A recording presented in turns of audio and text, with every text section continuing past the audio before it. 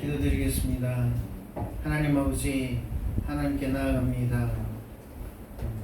우리에게 참 평안과 기쁨과 그리고 즐거움과 무엇보다 하나님을 향한 뜨거운 사랑과 열정을 허락하여 주옵소서.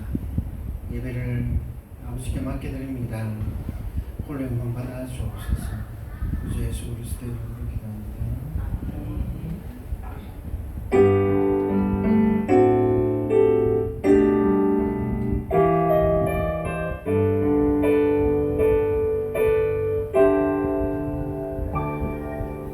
당신은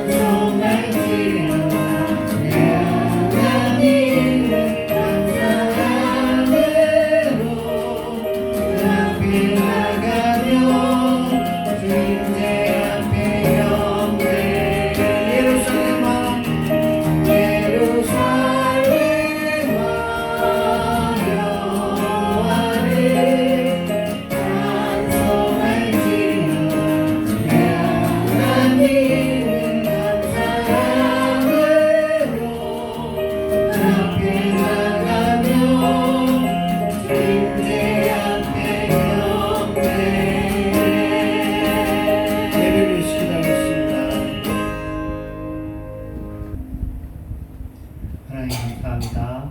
이 시간에도 우리가 3일 예배, 수요 예배로 하나님께 나왔습니다. 저희들이 이 시간을 기도 시간으로 드린 지가 한참이 됐는데, 이 시간에도 주기도문의 말씀을 가지고 은혜를 나눈 이후에 또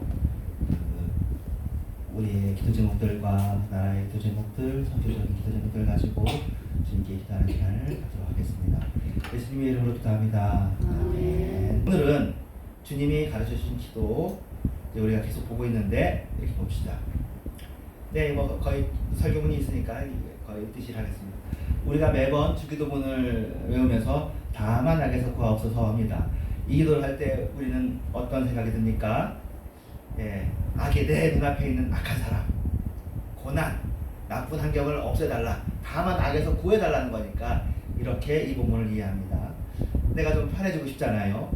좀 도덕적으로 깨끗해지고 윤리적인 수준이 된다. 내가 악이라면 내가 악하지 않게 해주십시오 하면서도 이 기도를 할 수가 있어요. 그것도 다 이 정도 수준이면 굉장히 그래도 훌륭하죠. 그런데 성경이 말하는 악과 구원은 그렇게 간단한 문제가 아닙니다. 첫 번째, 악은 우리의 힘으로 잘 이길 수가 없습니다. 자꾸 착각합니다. 내가 조금만 더 의지를 발동하고 결단하고 기도도 하고 금식까지 하면 악을 이길 수 있을 거라고 생각이 듭니다. 그러나 우리는 인간이라는 존재는 그렇게 대단한 존재가 아닙니다. 성경이 폭로하는 인간의 실존은 너네는 죄 아래 팔렸다. 스스로의 힘으로는 악의 굴라에서 단 한 발자국도 걸어 나올 수 없는 무력한 존재들이다. 죽었다라고 얘기합니다. 악은 단순히 나쁜 행동이 아닙니다. 하나님 없이 내가 내 인생의 주인이 되어 살아가려는 거대한 영적인 세력이자 본능입니다. 우리의 열심과 결단으로는 이 악의 깊이를 도저히 따라잡을 수가 없습니다. 그래서 주님은 우리에게 너의 힘으로 악을 쳐부셔라 하지 않습니다. 대신 구하고 외치라고 합니다. 뭐라고요? 하나님, 나는 저 악을 이길 수 없습니다. 나를 좀 꺼내주십시오. 그래서 나의 무능을 고백하라는 것입니다. 그래서 제가 생각을 해봤어요. 원래 그리스도의 3중직을 얘기합니다. 왕, 제사장, 선지자 이렇게 합니다. 원래 2중직이었다고 해요. 왕, 선지자 또는 왕, 제사장. 이게 3중직이 됐는데 예수님께서 선지자직은 없애신 것 같아요. 왜냐하면 우리에게 왕 같은 제사장이라고 하지, 물론 우리가 사도가 돼서 말씀을 전해요. 설교자가 돼서 말씀을 해. 하지만 선지자라는 것이 의미하는 말씀의 계시는 실제로 신약 성경과 함께 끝났거든요. 예수님이 그러니까 마지막 선지자신 거예요. 이게 참 중요한 의미가, 제가 최근에 이제 일주일 동안 생각하는데, 요 예수님이 마지막 선지자라고 하면 사실은 이슬람교가 설 수가 없어요. 이슬람교의 핵심 신앙 고백이 모하메드가 마지막 선지자라는 겁니다. 자기는 예수님이 마지막 선지자라고 하면 자기가 서지는 거예요. 근데 예수님이 마지막 선지자가 제가 맞는 거 같아요. 하지만 예수님이 선지자 지금 다 완성하고 우리에게 왕과 제사장, 스스로 왕과 제사장이면서 우리에게 왕 같은 제사장이 되라고 하셨어요. 근데 왜 이 부분에서 이해를 하냐면은 구약의 선지자는 말을 했어요. 너희들은 하나님의 말을 전하면서 너희들은 이렇게 해라, 회개하라, 이렇게 뭐 바르게 살아라 전했습니다. 근데 예수님께서 그럼 선지자로 왔느냐? 아니요, 예수님은 선지자로도 오셨지만 제사장으로 오셨어요. 선지자하고 제사장의 차이가 뭐냐면, 선지자는 가르치는 사람이에요. 모아선생이야, 율법이죠. 그런데 이제 우리에 대한 판단이 끝난 거죠. 너네는 말해서는 안 된다. 너네는 듣고 하고 싶어도 못한다. 그러니까 너네들에 대한 대답은 십자가밖에 없는 거야. 미안하지만 너네들을 죽여야 되겠어. 근데 너네들을 죽이면 너네들 못 살잖아. 내가 너네들 대신에 죽고 나의 죽음을 너네들의 것으로 선물해 줄 테니 내 안에서 너네들이 죽어라. 그리고 내 안에서 다시 태어나라. 새로운 생명으로 다시 한번 살아봐라. 그 새로운 생명은 이제 악에서 이제 연역이 돼. 성령 안에서 거듭난 그런 생명입니다. 그렇게 하시려고 우리에게 죽으심과 생명을 같이 가져오신 거죠. 선지자들은 가르치는 거예요. 그러니까 설교가 가르치는 거잖아요. 교육이 가르치는 건데, 기독교는 단순히 교육만이 아니라 죽고 살리는 거죠. 그리고 이거는 기도라는 것은 그 죽고 살림이, 그 기도 근거한 주님, 나는 죄인이고, 죄인이라는 것이 사실은 그 서철원 교수님 표현해요. 죄는 무엇이냐, 의는 무엇이냐, 하나님 앞에서의 생존권이래요. 죄는 뭐예요? 하나님 앞에 설 수 없어. 죄인은 하나님 앞에 설 수가 없어요. 무서운 거예요. 의인이 되어야 의가 겨우 하나님 앞에 생존권이 확보되는 거야. 그러니까 죄인은 방법이 없지. 그러니까 구원받아야 겨우 하나님한테 구원받기 전에도 물론 예수님의 은혜로 구원을 할 수 있지만, 그러니까 죄라는 거는요, 하나님 앞에는 1.1획도 설 수가 없는 거예요. 자, 다음 넘어갑니다. 나를 악에서 건지시는 하나님의 열심. 그러면 우리는 어떻게 악에서 구원을 받습니까?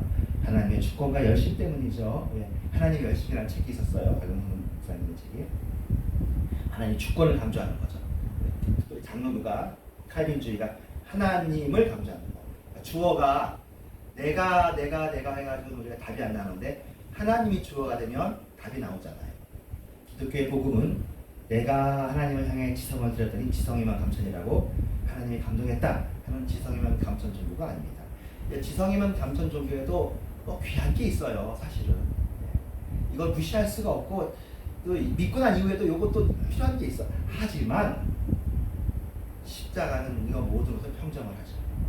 십자가는, 기독교는 우리가 하나님을 찾아가는 얘기가 아니라 하나님이 우리를 찾아오신 이야기예요. 이상하잖아요. 우리가 다 하나님을 찾아가고 싶어 하는데 거기서 도달 못했다는 겁니다. 우리가 드리는 제사는 하나님께 도달 못해요. 하나님이 오셔서 우리에게 오시니까 제사가 성립이 되는 거예요. 우리가 아직 죄인 되었을 때에 우리가 여전히 악에, 이 우리는 여러분 개인을 의미하는 것이기도 하고요, 인류를 이해하는 것이기도 하고요, 아니면 지구 전체, 이 역사가 죄악 구덩이에 있을 때, 이 지구 전체가 타락할 때 있을 때, 인류 역사 전체가 방법이 없을 때 예수님께서 찾아오셔서 우리는 그것이 악인지도 모르고 살아가고 있을 때, 그러니까 그 전의 역사들 다 있지만 우리들은 나름대로 그 안에서도 도덕과 윤리와 종교를 세웠지만 하나님 눈에 보시기에는 찾아오셔야 되는 거죠. 그런데 이미 또 예수님 이전에 여러 선지자들로 찾아와 주시긴 했습니다. 하나님은 당신의 독생자 예수 그리스도를 십자가에 못 박으시면서까지 우리를 악에서 건져내기로 작정하셨습니다. 악에서 구원수가 이거하고 연결되어 있다는 얘기인 거죠. 그러므로 우리가 구원받은 것은 우리가 예뻐서 잘나서 귀여워서가 아닙니다. 하나님의 포기하지 않는 사랑이, 열심히 우리들을 덜컥 붙잡아 버렸기 때문입니다. 하나님의 그 주권적인 그 붙잡으심이 아니고서는 여러분은, 인간은 단 하루도 악의 유혹을 견딜 수가 없습니다. 여러분이 그래도 이만큼이라도 사는 것은 하나님의 은혜가 붙잡으셨기 때문입니다. 이 악 속에서 빚어나가시는 성화의 신비가 있는데, 하나님이 그렇게 전능하신다 하시고 우리를 사랑하시는데 왜 우리의 삶에서 모든 악과 유혹을 싹 도말해 버리시지 않으실까요? 왜 예수 믿는 우리에게도 여전히 고난이 있을까요? 왜 마음에 죄책감이 찾아오고 왜 죄를 짓고 세상의 악에 노출되고 또 우리를 괴롭히는 사람들이 있고 여기에 기독교의 놀라운 진리가 있습니다. 하나님은 우리를 로봇으로 만들지 않았습니다. 자유의지를 가진 의지를 가진 존재로 만들었습니다. 악이 가득한 이 세상 속에서 우리가 실패하고 실패도 로봇은 실패하는 게 자기 책임이 아니잖아요. 우리는 실패하면 자기 책임이거든요. 그 반성할 수가 있잖아요. 우리가 넘어지고 이게 다 시행착오를 통해서 우리가 배우는 거고 우리가 또 깨어지는 과정이라면 이 과정을 통해서 우리를 성숙한 하나님 닮은 자, 하나님의 형상, 하나님의 모양, 자녀로 빚어갑니다.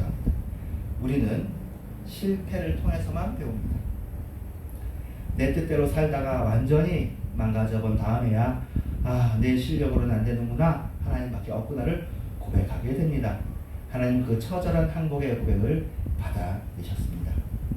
우리가 다만 악에서 구하시옵소서라고 기도할 때에 하나님은 당장 우리를 천국으로 순간 이동시켜 주시지 않습니다. 대신 그 악의 위협 속에 있는 우리들을 손을 붙잡고 함께 그 악 속에서 걸어가십니다. 맷집을 키우십니다. 견인하신다는 표현은 견고하게 인내하시키는 거예요. 여러분을 견고하게 하십니다. 끝까지 붙잡아 주신다. 퍼시비어런스, 인내하여. 세상의 그 어떤 악도 궁극적으로는 하나님의 사랑에서 하나님의 자녀를 무너뜨릴 수 없다는 것을 여러분의 삶의 현장에서 증명해내시겠다는 자신감이 하나님 앞에 있으십니다. 하나님의 승리를 신뢰하십시오. 사랑하는 성도 여러분, 낙심하지 마십시오. 여러분이 지금 처한 현실이 아무리 악하고 답답할지라도 그것은 여러분을 망가뜨릴 수 없습니다. 하나님이 시작하신 구원은 절대로 실패하지 않기 때문입니다. 그러나 우리는 아찔아찔하죠. 실패하는 게 뻔해 보여. 안 해 보여. 너무너무 힘들어. 너무너무 힘들어. 근데 지나가고 보면 넘어왔어. 과거부터 지금까지 인도하신 하나님, 에베네셀의 하나님이 앞으로도 인도하실 것을 아는데도 힘들어. 아득해. 환기증이 날처럼 힘들어. 그러니까 믿음이 좋은 우리도 그런데 앞으로 믿음이 더 좋아져도 그럴 거예요. 사도 바울도 그랬으니까. 정말 디모데 후서를 쓸 때까지도 그러면서도 하나님의 긍휼을 사도 바울 서신이 처음하고 중반부 두세 개하고 인사말의 차이가 있는데 처음에는 그리스도의 은혜와 평강을 얘기하다가 마지막 두 서신서에서는 은혜와 평강과 긍휼을 그렇죠. 긍휼이 뭐예요? 불쌍히 여기. 하나님 저 좀 불쌍히 여기세요. 믿음이 좋은 신앙의 길을 다 달린 그 사도 바울이 하나님 저 좀 불쌍히 좀 봐주세요 한다. 그런 게 좋아지는 거예요. 네. 변은 이것으로 고개를 숙인다고 예수님을 깊이 믿을수록 사람이 큰 소리 치지 않고 겸손해지고 어떻게 돼요? 예수님처럼 온유하고 겸손해지는 거예요. 제대로 믿을수록. 그러지 못한 사람들이 큰 소리 치고 비난하고 비판하고 지적질하고 그러고 그렇지 않습니다. 여러분의 어설픈 열심을 의지하지 마십시다. 하나님을 바라보십시다. 하나님이 주어가 되시면 됩니다. 주님이 가르치신 이 기도는 하나님 나는 무능하지만 오늘도 주님의 손에 내 인생을 맡깁니다는 신앙의 최고봉의 고백입니다. 그 하나님이 오늘도 여러분의 삶을 간섭하시고 마침내 악을 이기시고 승리하는 영광스러운 자리로 완성해 나가실 것입니다. 그 대단한 손길 앞에 여러분의 인생을 묵묵히 내어드리는 복된 성도들이 되어주시길 바랍니다. 아멘. 네, 이 시간에 여러분의 기도 제목들을 가지고 주님 앞에 기도하는 시간을 갖도록 하겠습니다. 기도합니다.